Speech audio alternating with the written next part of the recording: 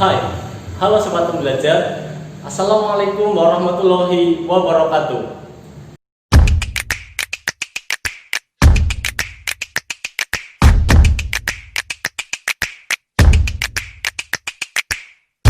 Jumpa kembali dengan saya Yusuf Ratus. Sudahkah kita berdoa hari ini? Berdoa memohon keselamatan, kemudahan, kelancaran, dan agar kita selalu dilindungi oleh Allah Subhanahu wa Ta'ala.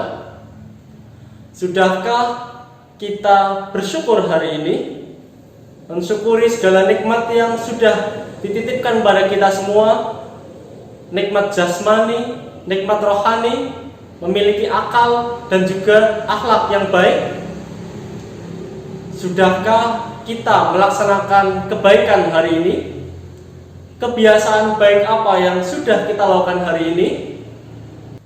Kebiasaan baik harus selalu kita biasakan, karena itu akan bermanfaat untuk diri kita sendiri mulai dari saat ini sampai nanti ketika kita sudah dewasa, dan juga bermanfaat untuk orang-orang di sekitar kita.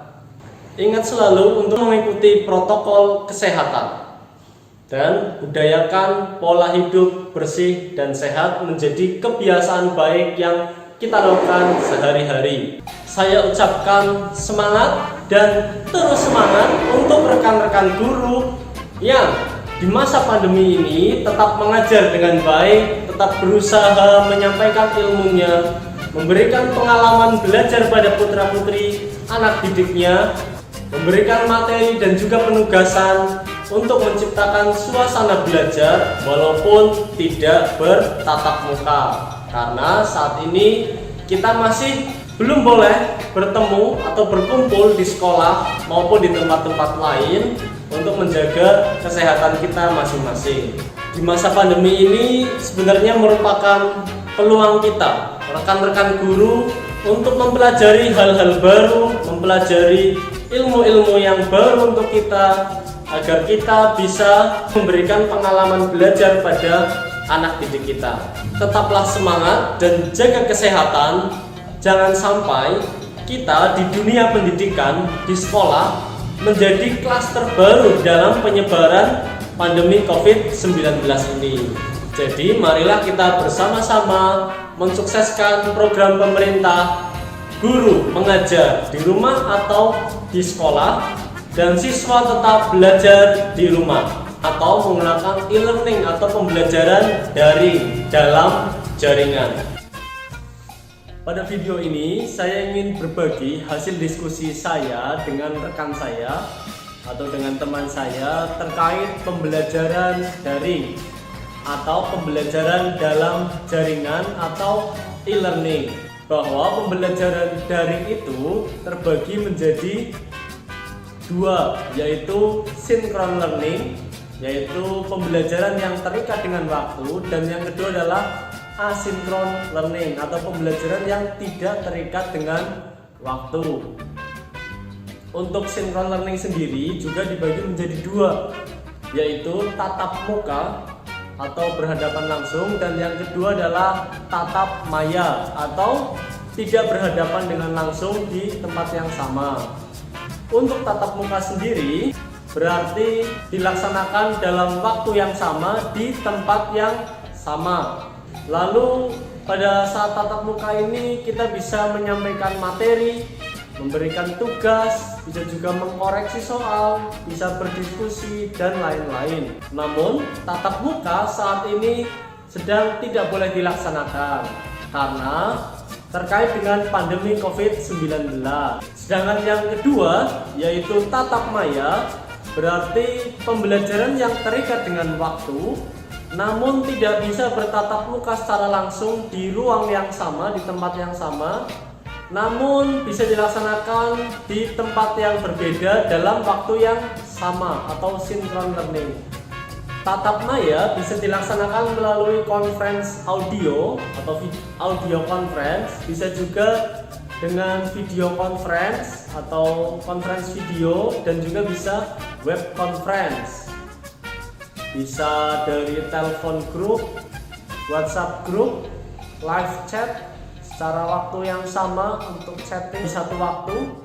Kemudian bisa juga menggunakan Zoom dan yang lain-lain yang biasa digunakan.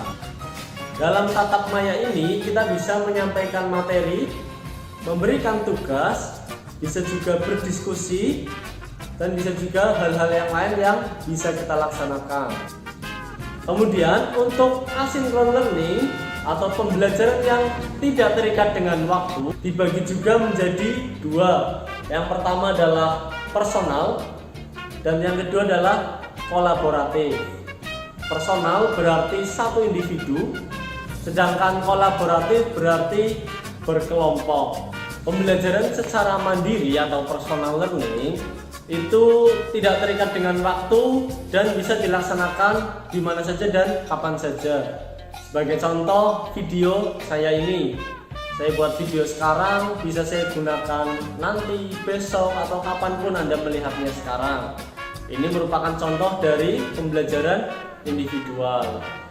Kemudian yang bisa kita laksanakan di personal learning ini, kita bisa memberikan materi, bisa memberikan video, ataupun juga hanya audio, rekaman audio atau rekaman video kita berikan secara langsung pada siswa. Tujuannya apa?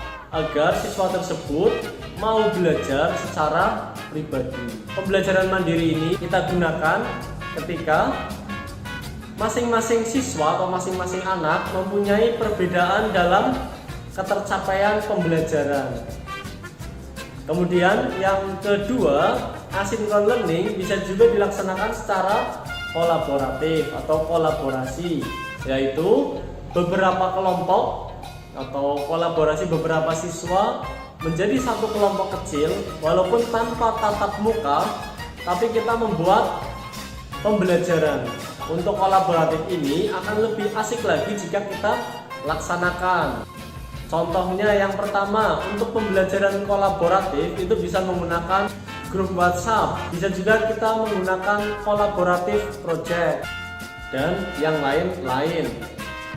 Contohnya pernah melihat push the brush challenge atau challenge yang lain, ketika kita memberikan sesuatu pada seorang, kemudian dia akan merubah dirinya dan memberikan brush tersebut pada yang lain dan dia berdandan lagi.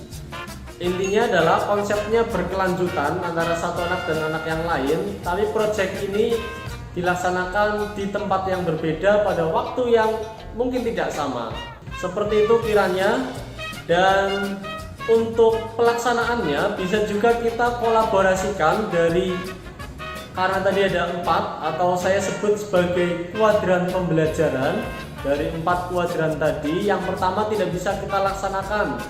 Kenapa? Karena masih dilarang dan kita harus menjaga satu sama lain. Jangan sampai orang-orang tercinta kita, orang-orang terkasih kita menjadi salah satu korban dari COVID-19. Yang bisa kita laksanakan, kita bisa kombinasikan dari 3 kuadran ini, yaitu misalkan kita membuat project dengan siswa kita, boleh project apapun dengan materi apapun, misalkan membuat poster bisa, misalkan juga kita menyampaikannya melalui grup chat atau WhatsApp.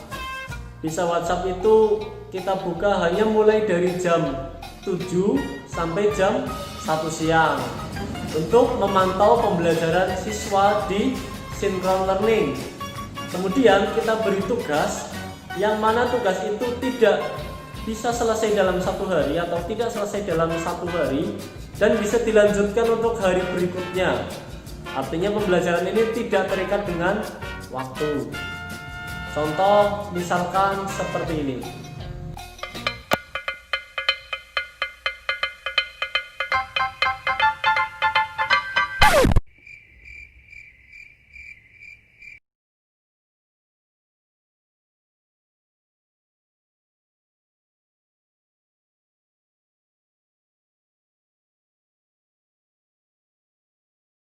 Demikian yang dapat saya sampaikan, semoga dapat bermanfaat. Silakan untuk rekan-rekan guru bisa berkreasi dan berkarya bagaimana tugas dan tanggung jawab kita sebagai guru memberikan pengalaman belajar terbaik untuk putra-putri anak didik kita. Sekian, terima kasih. Wassalamualaikum warahmatullahi wabarakatuh.